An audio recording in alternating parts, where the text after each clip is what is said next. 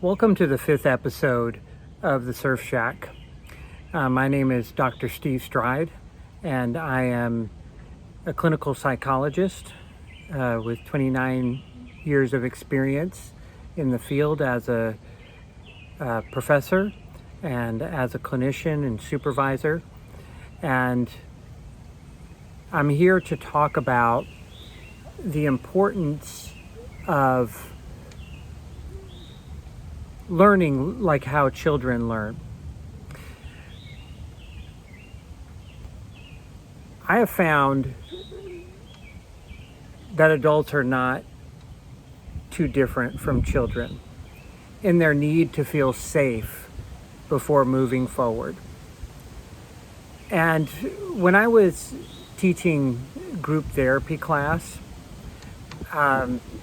establishing trust and connections with each other was vital so that we could have forward movement.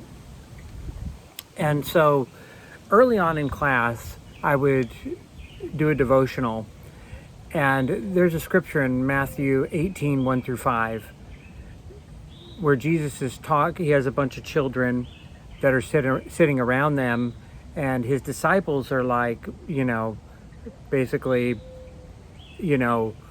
that they need to go away. And Jesus used this as a moment to teach those around him. And he said, "Truly I tell you, unless you change and become like little children, you will never enter the kingdom of heaven."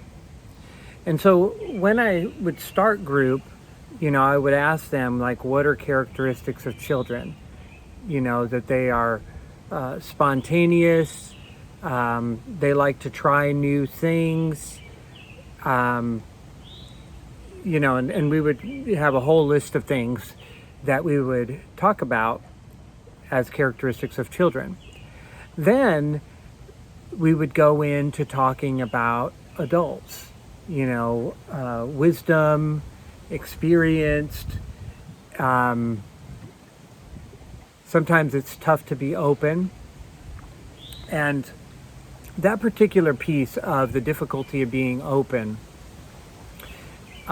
because we have stories and things that we've been through, is an important element to pay attention to. And so not just when you're in a group, when you're getting to know people, but we need to fill things out, and we need to build trust, in our relationships. And I have found that it is true. It's hard for any of us to move forward unless we feel safe opening up and sharing. So there's a book by Laurel Parnell called Attachment Focused EMDR, Healing Relational Trauma. And what Parnell talks about is the importance of creating a calm place, a place that mimics secure attachment. Like for myself, being from San Diego, I would love to go to Coronado Beach. And so for me, it's that place, and then there's a Hotel del Coronado over there. But what you would do is you would have an individual pick a place. It could be a mountain, it could be a stream, it could be something that's in their imagination, but it's a place that brings comfort. And then what we would do is bring in individuals that make them feel comfortable, that where they feel like they can be themselves. And so, and that it could be a mother, it could be a father, it could be a close friend, it could be a pet, a mentor, a teacher. It could be, as we talked about last episode, transitional objects. But it's anything that produces a positive experience for the person. It could be food. it could be books, so, and the great thing about creating the calm place is you can just use your imagination, and even the elements of nature don't apply. And so, like for instance, I could be sitting on the beach, I could have a bookshelf there, I could have a nice comfortable chair, and with a TV set with no plugs, so I can be cocooned and swaddled in all of this comfort, just like a child is swaddled and wrapped tightly so they feel secure and comfortable, or when they're held by their mother, like when they're born and throughout life. And so, so what we do when we're treating folks that have trauma in their life is we first start off with creating this calm place. And then, so when we're processing something that's upsetting to an individual, we'll start off in the calm place. Then we'll move into the memory that they have that they're trying to work through. And then we'll finish back in the calm place. Basically, a calm place sandwich. And so an individual would have all of these comforts to help them deal with something that is very difficult. And because when we feel secure, when we feel safe, we're more able to do difficult things. But when we don't feel safe, we can freeze, we can, fight or freeze. The may be activated, and that can interfere with moving through something that is very difficult for them. And to illustrate this example, when I was working on my doctorate, I was in a child therapy, course. And basically one day I came to class and there was a bunch of moms there, which I was kind of like, what? And the mothers were there with infants. And what happened was, and they brought toys and different things like that. And we just observed as a class, what would happen. And at first, of course, they would cling to their mothers. It was funny because my brother used to call his daughters Klingons. And so you kind of get the analogy, but it's play on words with Star Trek. But and sure enough, they're clinging to their source of safety. And then over time, they became more secure in the environment. And what they would do is extend their distance from their mom slowly and surely over time. And so illustrating kind of what we're trying to create when we create a calm place for somebody. And then over time, they kind of forgot about mom and got kind of lost in the world with all the toys. And so, but they felt safe in the back of their mind, even though they couldn't see their mom. They would turn their back on her and be playing with toys.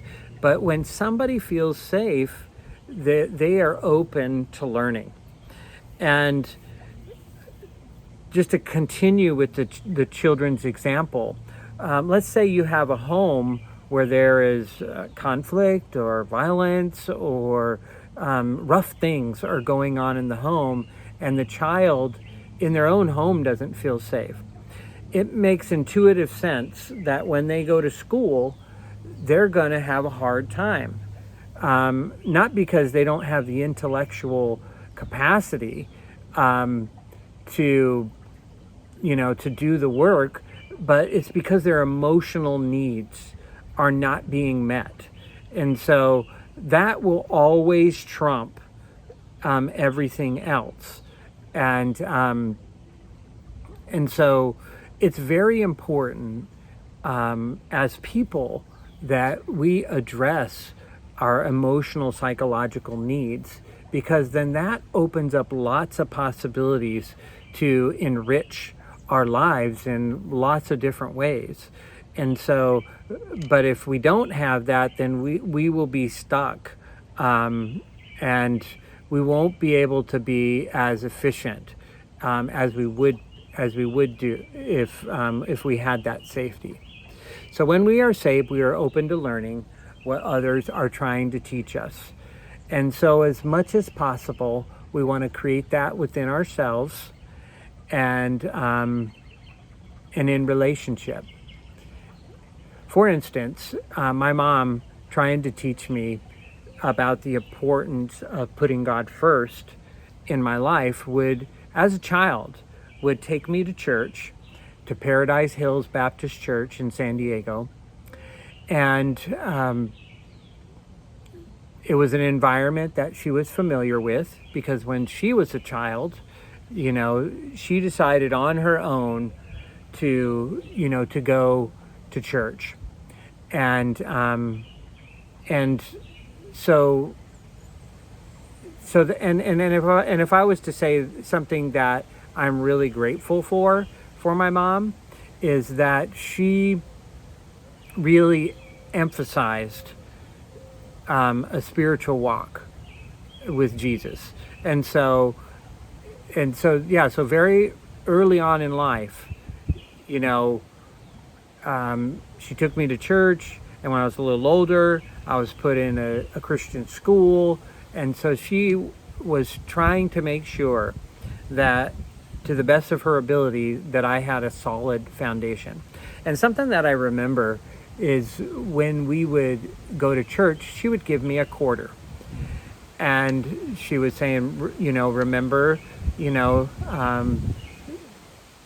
give it. She said, this is tithing. This is you give money, for the ministry. And so I would go there, and even to this day, it's still emotional for me when I think about that quarter, because of what it symbolizes, trusting God.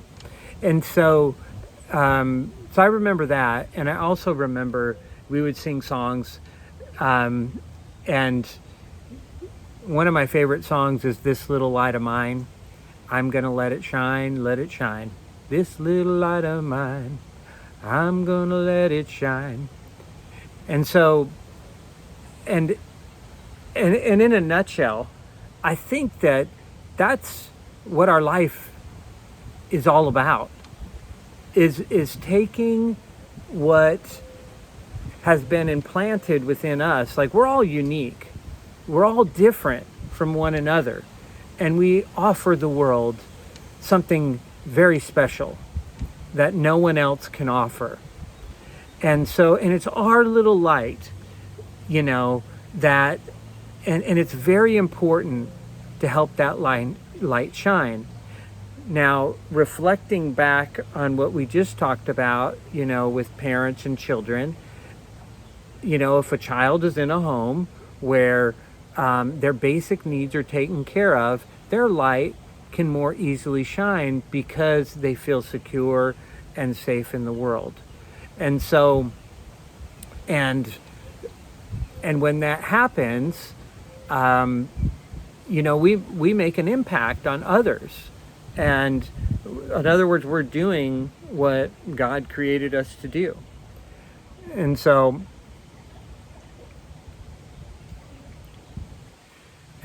I'm very grateful for my mom,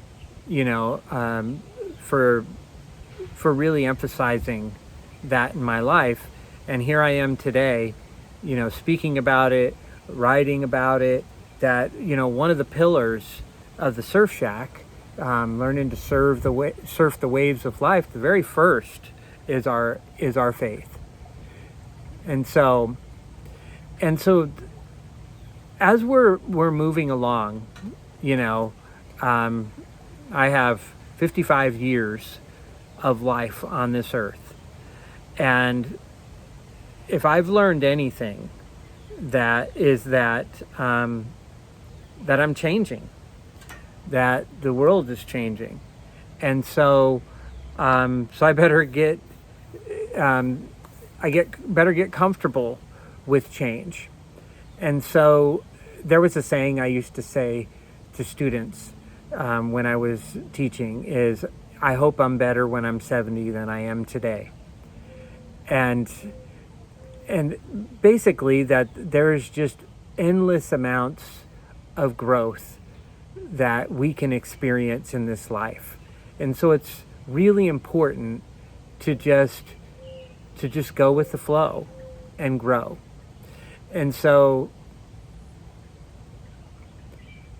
it's important that we continue on this growth pattern. And that fits with Scripture because, in through the work of the Holy Spirit, we are growing and becoming more and more like Christ. And you can find reference to this in 2 Corinthians 3:18 and Romans 8:29. And so, so we're on this growth path, and I can just tell you from experience, it just gets better and better. Now, of course, there are difficult, dark moments that I stumble upon, but there's always new opportunities. So, what I want to touch upon now is our values. It's very important to understand what our values are. And the whole point of the Surf Shack is to really dial into the things that we value the most.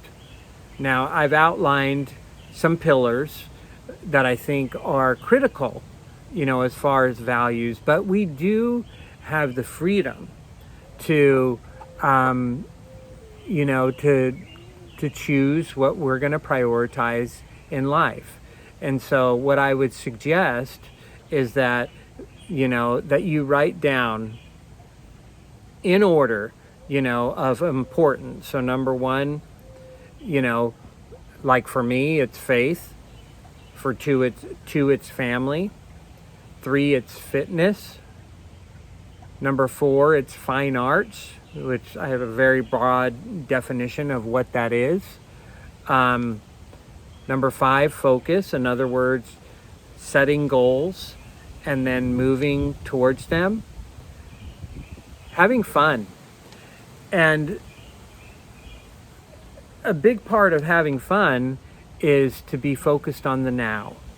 It's okay to have long-term goals, even short-term goals. But we want to live today. Make the most of every day. Don't take things for granted. Give your all to the day that you're in right now. And another thing is financial stewardship. I've just found on my journey that there are a lot of traps when it comes to finances. It's a big factor in any family, trying to make your way forward. But how we handle finances reveals a great deal about our character, our heart, and so we want to make sure we have a good relationship with finances so that we handle it well, that we're appreciative of what we have, and that we're a good steward of what we are giving. So values guides our life. Now, often what happens is people have a list of ideal values. Like I just shared with you, there's this is my ideal list. Like these would be the things that I would live by and would pour the most energy into. And then there's another list of how we live. And I know that I've not always lived up to my ideal list. Things get hijacked. Sometimes I might flip family over faith, and I feel it. Or I get too focused on fitness, and and I'm not giving time to my family that I need. So things can get out of whack. Or like mentioned finances. Because there is pressure with finances, and you may have ebbs and flows in your life where you don't have as much at times, and other times you have more. But and so that can put pressure. Like, say if finances are struggling, you're having to pick up more hours and do more, and so then you let your fitness slack, and so and then stress starts to build because you don't have an outlet that you're able to kind of exercise and get out the negative energy and get the the good chemicals in our brain. So we're always we're always in this balancing act, and we're trying to figure out how to balance so many things at one time. And so easily we can be taken out of our sweet spot. And what I'm here to tell you today is getting good routines going on in your life are critical in keeping your ideal list in order. And if you do, it will pay dividends. You will feel better, you will feel more balanced, you will have moral standards that you live by. It will guide interactions that you have with other people. And so really what I'm trying to provide, with the Surf Shack is a rubric, a map, to provide guidance, for others. And I'm just sharing things that have worked really well for me and hoping that it will be helpful to others. So values. And once we identify our values, it's very important to not become dogmatic and think that we have all the answers to things. It's very important to be humble and open. And so I know, as I was discovering some of these things, it became easy to go, oh well, you need to do this. you need to live by this. And so and that can be harsh. And so it's very important, as we are learning things, they are gifts that have been given to us. It's important to share these things, share the truth that we're having, what we're experiencing, but do it with gentleness. Because the last thing anybody wants to hear is, like somebody, a know-it-all, telling them what to do. And so we must, realize that there are other perspectives. And so my hope here is to be able to just to share what I know, realizing that it may not, of course, it all is not going to fit for everyone, but we all have our own individual lives, and we have to figure out how we're going to go about things. So what I'm hoping that this can provide some guidance where you can go out and say, hey, what is my list? What are the things that matter most to me? And begin to write it down. It's very important to write it down because we can lose it all the time, and then clarify a path forward for yourself. And so I definitely, don't think, okay, got it all figured out. And so when sharing, it's really important to do it with gentleness. And so, now, remember I told you about the ideal and how we live? When there is a gap between the ideal, and how we live, in that space between those two, that's where, life, you'll have anxiety anyway because things will happen in your life no matter what. But when, in this particular instance that we're talking about now, if you want to live this way and you're living this way, that will plant seeds of anxiety. You will feel like off.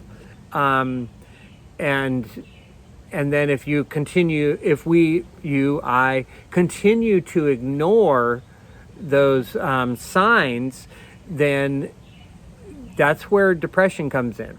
I don't know if you've heard of this before, but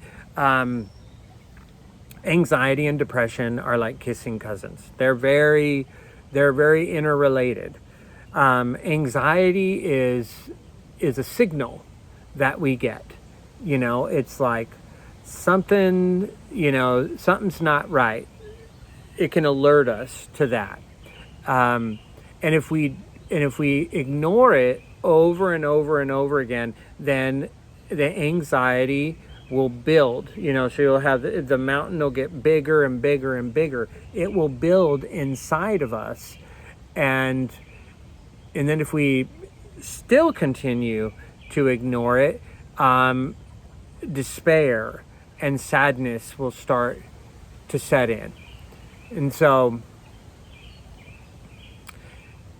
and a part of, the sharing with gentleness, it's important for us to be authentic with ourselves, like to be honest and share honestly what we're feeling, what we're experiencing, how we're responding to others. And so to understand what's within and understand what is happening when we're interacting with other people.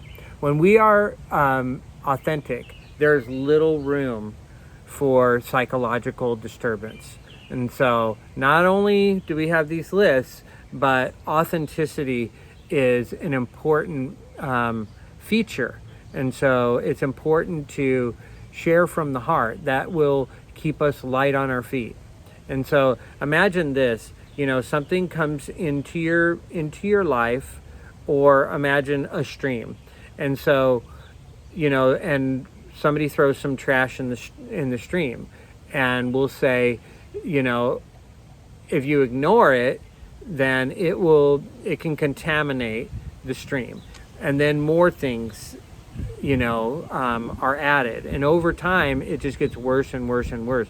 So ideally what we want to do is, if some trash is thrown in the stream, or we experience something in our life, whether it's a death in the family or something that was said at work, it's important that we deal with it directly.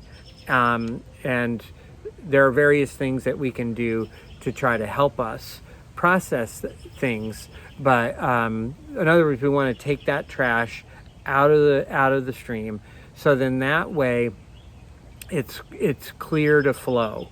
And so another example of kind of psychological energy is digestion. Like our body, we consume food, then our body goes through a digestive process, and it eliminates waste that we don't need and holds on to the nutrients to propel us forward.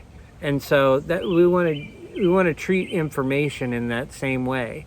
When something comes in our way, it comes in our life, we want to draw it close to us so that we can look at it more closely and learn what we need to learn so it will benefit us, and then digest out, the negative parts of it. And a way that you can do that is verbally, by just talking about what you're experiencing with a close friend. And that's family. Family is in the, the nuclear family, but also in the broad sense of people that love us and care for us. We need to digest those experiences in a very direct way.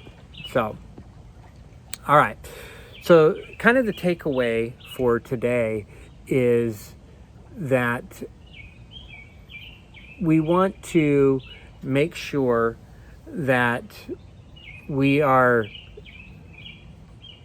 getting clarification about what matters most to us, what our values are, and then do our best to live close to that. And if we do, that will serve as positive energy that will help us to move forward in our lives. Take care.